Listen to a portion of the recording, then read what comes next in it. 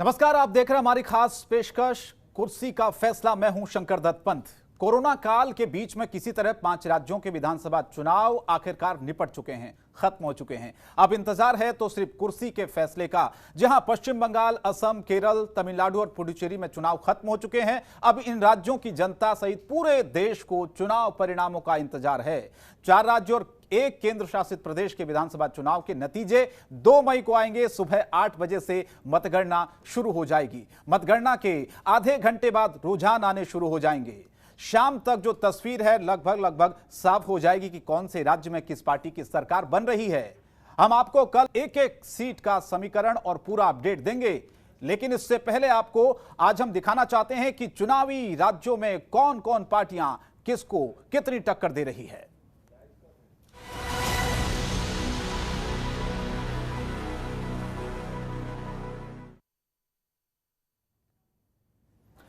तो जब देश कोरोना के संकट से घिरा है, हजारों लोगों की मौतें हो रही हैं, इस बीच 2 मई को 5 राज्यों के विधानसभा चुनाव के नतीजे आएंगे और ये नतीजे कई पार्टियों के लिए खुशी लेकर आएंगे तो कईयों के लिए गम लेकर आएंगे। लेकिन इतना तो तय है कि चुनाव आयोग की नाकामी और राजनीतिक पार्टियों की गलती की वजह से कोरोना का संकट देश को देखने को मिल रहा है। और कुर्सी का फैसला क्या होगा, यह तो 2 मई यानी कि कल ही पता चल पाएगा। ये सबसे पहले आपको एक रिपोर्ट हम दिखाना चाहते हैं।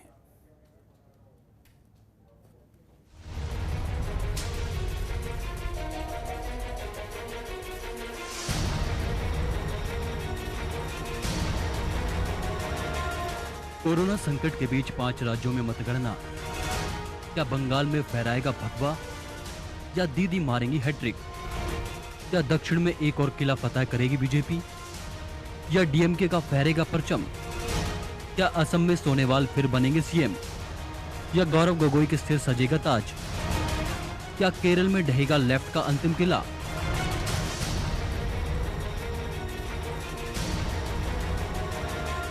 बंगाल का बाजीगर कौन? बंगाल में बीजेपी और टीएमसी में कांटे की टक्कर। एग्जिट पोल में बीजेपी को जबरदस्त फायदा। क्या बीजेपी को जनता देगी सत्ता की चाबी? कोरोना संकट के बीच 5 राज्यों असम, तमिलनाडु, पश्चिम बंगाल, केरल और केंद्र शासित प्रदेश पुडुचेरी के विधानसभा चुनाव के नतीजे 2 मई को आएंगे। सभी राज्यों में वोटों की गिनती सुबह 8 बजे से शुरू होगी, लेकिन देश भर की निगाहें इस बार 192 सीट वाली पश्चिम बंगाल के नतीजों पर होंगी। बंगाल टीएमसी बनाम भाजपा की लड़ाई पर सभी की नजर है। पिछले 10 सालों से बंगाल की सत्ता पर काबिज ममता बनर्जी की टीएमसी को इस बार बीजेपी से कड़ी टक्कर मिलती दिख रही है। ज्यादातर एग्जिट पोल्स को देखा जाए तो दोनों पार्टियों के बीच कांटे की टक्कर की संभावना जताई जा रही है। पिछले चुनाव में महज 3 विधायकों वाली बीजेपी पार्टी इस बार राज्य में दूसरी सबसे बड़ी पार्टी बनकर उभर रही है। एग्जिट पोल्स में टीएमसी को काफी सीटों का नुकसान होता दिख रहा है, तो बीजेपी को जबरदस्त फायदा। तमिलनाडु में क्या होगा? अम्मा के बिना तमिलनाडु में पहला चुनाव। एआईएडीएमके और डीएमके की नई पीढ़ी के बीच मुकाबला। किसके हाथ लगेगी सत्ता की चाबी?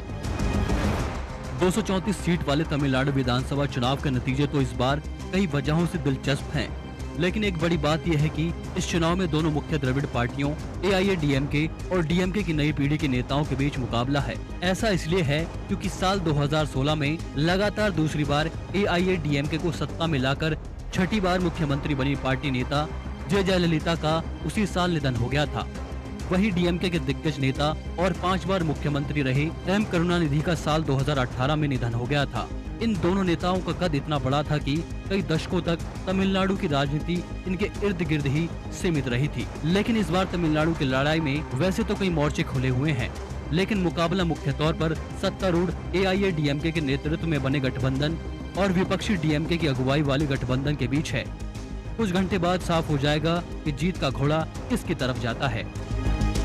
केरल का क्या होगा? क्या केरल में इतिहास बनाएगी एलडीएफ या ढह जाएगा लेफ्ट का अंतिम किला?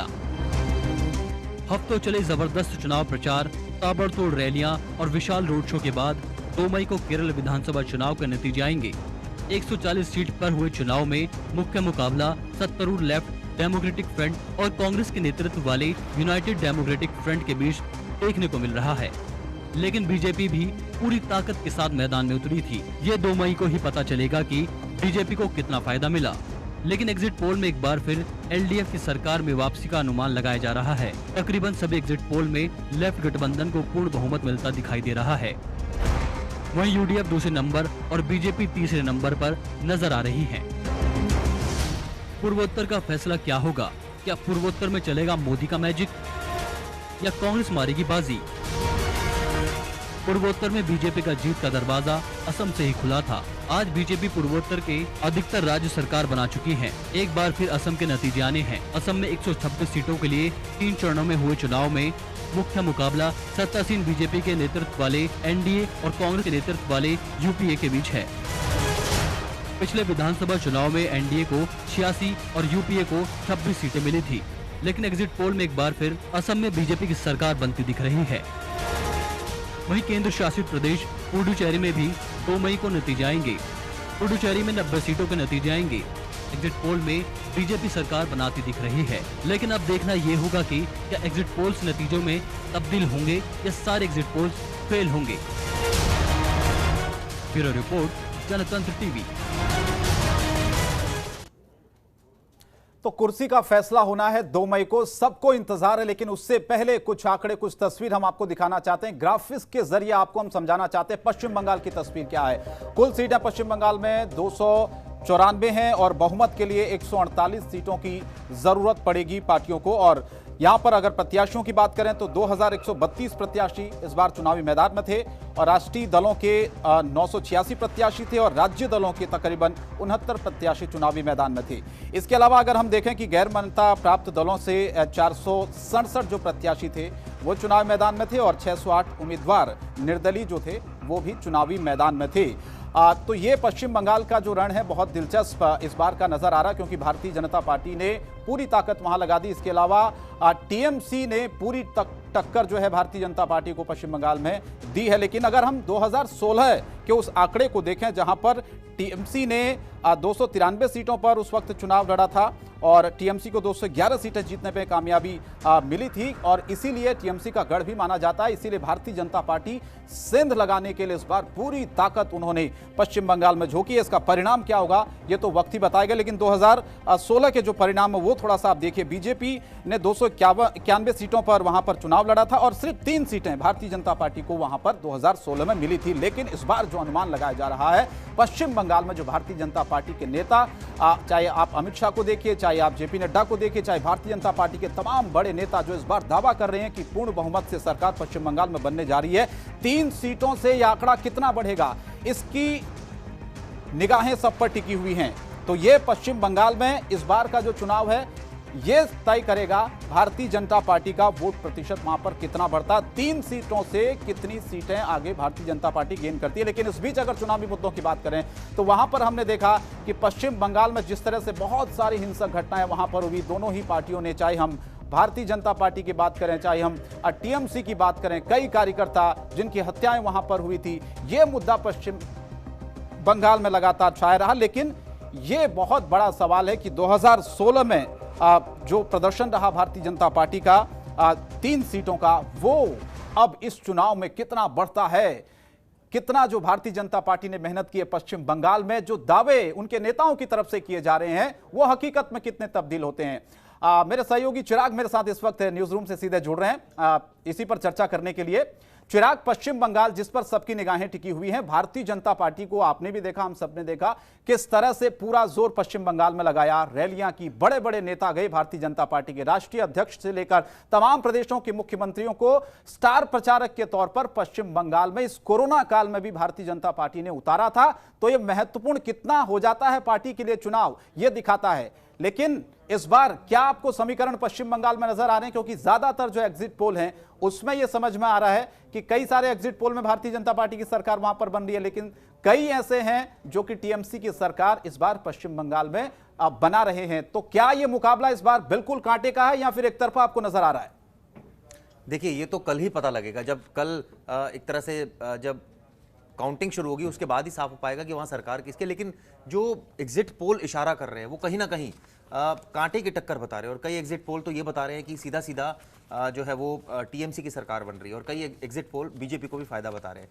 तो ये तो स्थिति कल ही साफ होगी। लेकिन अगर पहले की स्थिति देखें, 294 सीटों वाली ये वेस्ट बंगाल की जो पूरी विधानसभा है उसमें बहुत एक तरह से कहा जाए 250 से ज़्यादा सीट अगर टीएमसी के पास हो, ऐसे में 3 सीटें सिर्फ बीजेपी के पास हो, तो क्या बीजेपी 70 सीट, 80 सीट, 100 सीट, लोग ये भी अनुमान लगा रहे हैं कि ठीक है, पूरी उन्होंने ताकत झोंकी, तमाम नेता वहां पहुंचे, तमाम बड़े बड़े स्टार प्रचारक जो है वो एक तरह से वहां जुटे और कहीं ना कहीं बड़े बड़े जो बंगाल की राजनीति में जो दखलंदाजी रखते थे, या ये कहा जाए कि बंगाल में जो राजनीतिक भविष्य तय करते थे, वो लोग बीजेपी के साथ जुड़ गए। तो ऐसे में क्या बीजेपी को फायदा मिलेगा?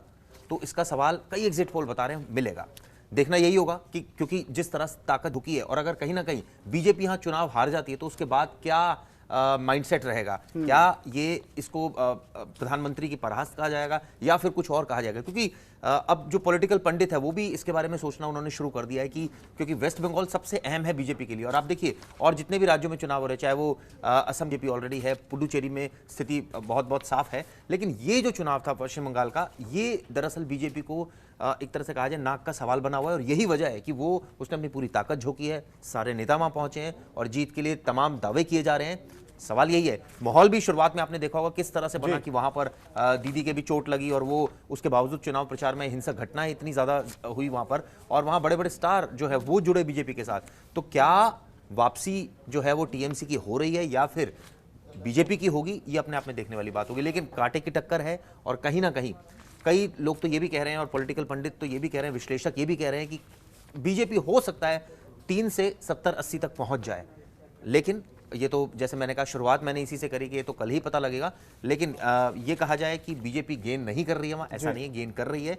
टीएमसी कितना लूज कर रही है, ये देखने वाली बात होगी। बिल्कुल, ये देखने वाली बात होगी। जैसा कि आपने चिराग कहा कि दीदी को चोट लगी थी, क्या वो सिंपैथी वोट दीदी को मिलेगा, ये सबकी निगाहें इस पर। या बीजेपी ने जो मेहनत वहां पर की है, खासतौर पर बार बार टीएमसी कार्यकर्ताओं पर आरोप लगाया कि भारतीय जनता पार्टी के जो कार्यकर्ता हैं उनकी हत्याएं वहां पर हो रही है, लॉ एंड ऑर्डर पूरी तरह से खराब है, राज्य में पूरी तरह से बेरोजगारी है, बहुत सारे मुद्दों को लेकर इस बार भारतीय जनता पार्टी चुनावी मैदान में है। क्या जनता उनको मौका देगी, तो कल ही पता चलेगा। कुर्सी का फैसला कल होगा। चिराग, अब हमारे साथ बने रहेगा, आगे भी बहुत सारे राज्य जहां पर कल नतीजे आने हैं 5 राज्यों के, का भी हम विश्लेषण करेंगे, जानने और समझने की कोशिश करेंगे कि किस पार्टी ने जितना दम लगाया, क्या मुद्दे थे और कल जो परिणाम आने वाले हैं, क्या परिणाम वहां पर आ सकते हैं। कुर्सी का फैसला क्या होगा 2 मई को पता चलेगा, लेकिन उससे पहले विश्लेषण करना बहुत जरूरी है, समझना बहुत जरूरी है कि क्या तस्वीर कल उभर कर सामने आ सकती है। पश्चिम बंगाल की हमने आपको तस्वीर दिखाई, उस पर विश्लेषण किया। अब आपको असम की थोड़ा सा हम तस्वीर दिखाना चाहते हैं, वहां के थोड़ा सा आंकड़े आपको दिखाना चाहते हैं। असम में जो मुख्य मुकाबला है वो बीजेपी और कांग्रेस गठबंधन में है और इस बार 126 सीटों वाले असम में 946 जो प्रत्याशी हैं वो इस बार चुनावी मैदान में है। एडीआर ने इनमें से 941 प्रत्याशियों के हलफनामे का विश्लेषण दिया था और 941 प्रत्याशियों में 224 राष्ट्रीय पार्टियों के और राज्य स्तरीय पार्टियों के 116 प्रत्याशी इसमें थे और कम चर्चित पार्टियों के 224 रजिस्टर्ड प्रत्याशी वहां पर मैदान में उतरे थे। इसके अलावा अगर हम देखें 264 उम्मीदवार इस चुनाव में करोड़पति भी थे और 109 प्रत्याशियों के ऊपर गंभीर आपराधिक मामले दर्ज थे। तो ये हर चुनाव में राजनीतिक पार्टियां और उनके प्रत्याशियों का जो लेखा जोखा होता है वो देना पड़ता है, एक नियम है, उसी के तहत। और असम की ये तस्वीर अगर हम समझने की कोशिश करें, लेकिन यहां पर जो मुकाबला है खासतौर पर भारतीय जनता पार्टी और कांग्रेस गठबंधन में, कौन यहां पर टक्कर किसको देगा, क्योंकि असम में भी हमने देखा था कि चुनावी प्रचार में कोई भी कसर नहीं छोड़ी गई थी। भारतीय जनता पार्टी की तरफ से भी हमने देखा था कि लगातार वहां पर प्रचार प्रसार बहुत तेज, रैलियों की अगर हम बात करें वहां पर बहुत सारी रैलियां भारतीय जनता पार्टी के बड़े बड़े जो नेता थे वो वहां पर करने के लिए गए थे। उसका कितना असर पड़ेगा ये देखने वाली बात होगी। तमिलनाडु का थोड़ा सा आप ये समझिए विश्लेषण ग्राफिक्स के जरिए। तमिलनाडु में कुल अगर सीटों की बात करें 234 सीटें हैं और बहुमत के लिए 118 सीटों की जरूरत है। और तमिलनाडु में एआईएडीएमके की सरकार है और बीजेपी राज्य में सरकार में सहयोगी भी है। लेकिन इस बार खास बात यह है कि पहली बार पार्टियां, जो प्रमुख नेता वहां की जयललिता, करुणानिधि के बिना इस बार चुनावी मैदान में होगी। तो क्या परिणाम होंगे, इसका कितना असर होगा, ये बहुत देखने वाला दिलचस्प का मामला इस बार भी है। 2016 का थोड़ा सा हम लेखा जोखा देखें, आंकड़ा देखें तो एआईएडीएमके ने जयललिता के ही नेतृत्व में 136 सीटें वहां पर जीती थी। और आपको बताएं कि डीएमके को 89 और कांग्रेस को 8 सीटें वहां पर मिली थी। तो ये तमिलनाडु का जो पूरा रण है, इस बार कौन जीतेगा और कौन सा नेता इस बार जनता के मन में छाप छोड़ेगा, कौन सी पार्टी वहां पर जीतेगी, ये समझने वाली बात होगी। ये भी कल पता चलेगा। लेकिन केरल पर थोड़ा सा ये आंकड़ा हम आपको बताना चाहते हैं। केरल में अगर सीटों की संख्या अगर देखें तो 140 है, बहुमत के लिए 71 सीटें वहां पर चाहिए। लेकिन 140 सीटों वाले राज्य में एक चरण में मतदान हुआ और खासतौर पर हम यहां पर देखें कांग्रेस के नेतृत्व वाले यूडीएफ से एलडीएफ का मुख्य मुकाबला यहां पर है। और आपने देखा होगा कि लगातार जिस तरह से केरल में भी प्रधानमंत्री मोदी ने लगातार निशाने पर लिया था यूडीएफ और एलडीएफ को, किस तरह से प्रधानमंत्री ने वहां पर 3 जनसभाएं की थी और एक के बाद एक ताबड़तोड़ रैलियों के बाद प्रधानमंत्री ने बहुत सारी जनता के बीच में जो हुजूम वहां पर रैलियों में हमें देखने को मिल रहा था, उससे बहुत सारी उम्मीदें भारतीय जनता पार्टी को, प्रधानमंत्री को केरल से थी। लेकिन यहां पर आपको बताएं कि कांग्रेस ने भी कोई कसर नहीं छोड़ी। राहुल गांधी ने भी खूब यहां पर जमकर प्रचार प्रसार किया। केरल की अगर हम बात करें 957 उम्मीदवार इस बार चुनावी मैदान में हैं और एडीआर ने 928 उम्मीदवारों का इस बार विश्लेषण किया है, जिसमें 364 प्रत्याशी राष्ट्रीय दलों से थे और 52 प्रत्याशी राज्य दलों से थे। तो ये केरल का जो रण है वो भी बहुत महत्वपूर्ण इसलिए भी हो जाता है क्योंकि प्रधानमंत्री ने यहाँ पर 3 जनसभाएं की थी और दूसरी तरफ अगर हम यहाँ पर देखें राहुल गांधी भी चुनावी मैदान में थे। पूरी तरह से उन्होंने यहाँ पर ताकत झोंक दी थी चुनाव प्रचार में। तो ये पूरा जो अलग अलग सीटों का जो समीकरण, खासतौर पर बाकी जो राज्य, असम का हम देखें, तमिलनाडु का अगर हम देखें, यहाँ पर केरल का रण देखें, पुडुचेरी का रण देखें, ये इसलिए दिलचस्प हो जाता है क्योंकि कल का जो दिन है बहुत बड़ा दिन है पूरे देश के लिए, राजनीतिक पार्टियों के लिए, क्योंकि इसी दिन का इंतजार था।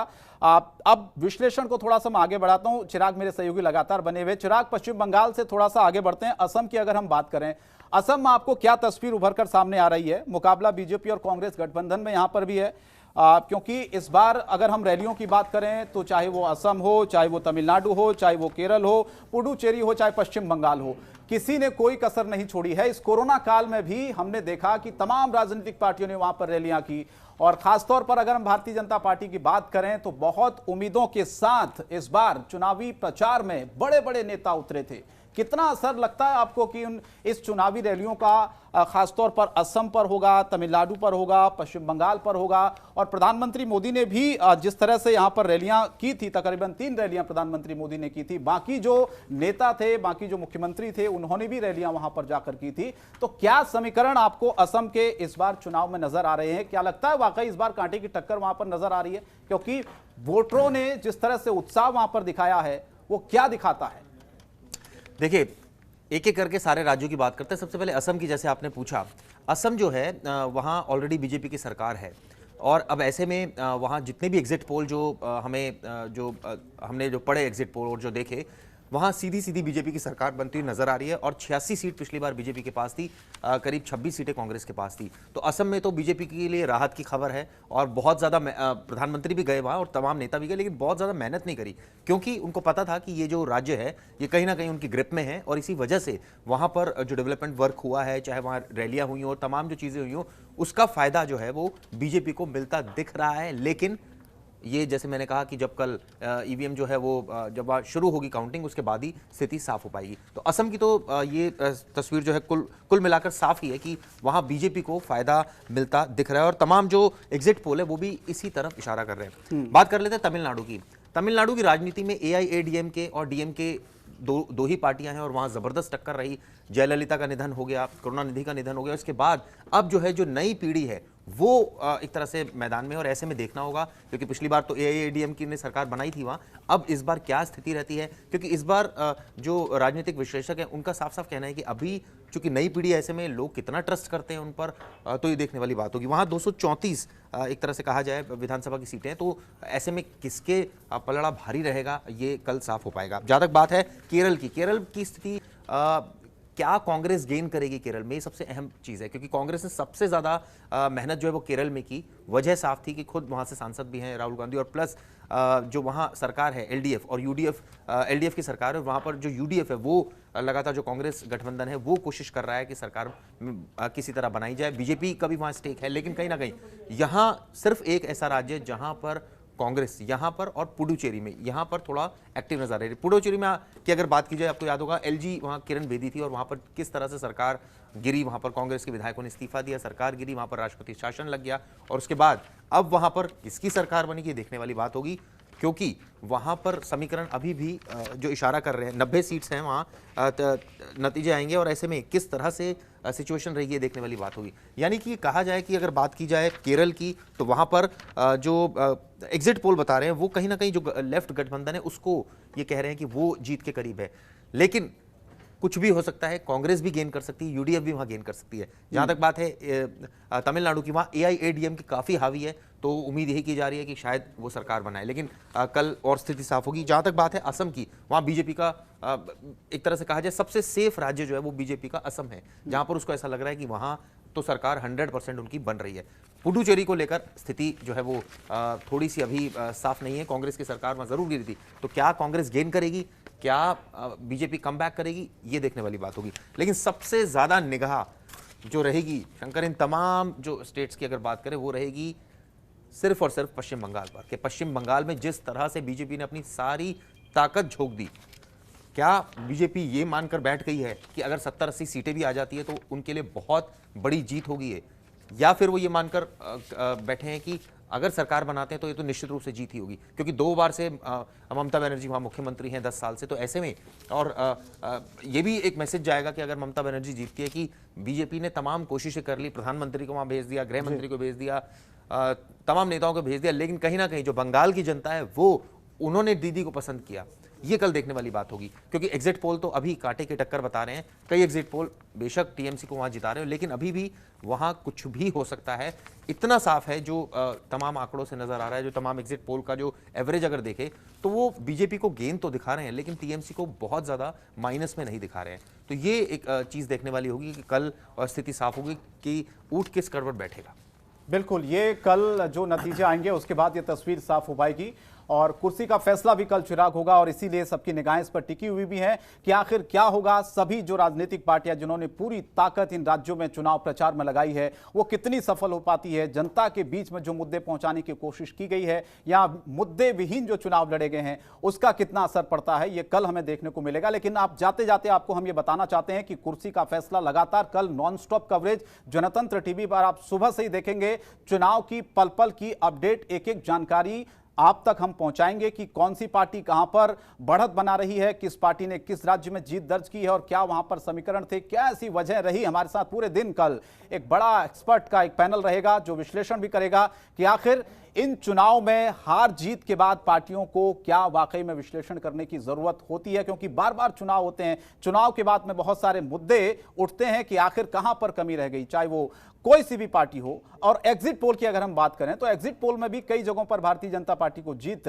दिखाया गया है और कई जगहों पर, अगर पश्चिम बंगाल में सबसे बड़ी जो निगाहें सबकी टिकी हुई हैं, पश्चिम बंगाल की बात करें तो कई ऐसे एग्जिट पोल हैं जहां पर टीएमसी को बढ़त यानी कि टीएमसी की सरकार बनती हुई दिखाई गई है। लेकिन कल का हम सबको इंतजार करना चाहिए, अभी कुछ भी कहना बहुत जल्दबाजी होगी। इसीलिए कल जनतंत्र टीवी पर सुबह से ही हम लगातार आपको नॉनस्टॉप कवरेज चुनाव से जुड़ी हुई दिखाएंगे और यह भी दिखाएंगे कि कुर्सी का फैसला कल क्या होगा, कौन विराजमान होता है इन राज्यों की कुर्सी पर। चिराग, आपका बहुत बहुत शुक्रिया, धन्यवाद इस चर्चा में शामिल होने के लिए। तो फिलहाल इस बुलेटिन में इतना ही, लेकिन जनतंत्र टीवी पर खबरें जारी रहेंगी। नमस्कार।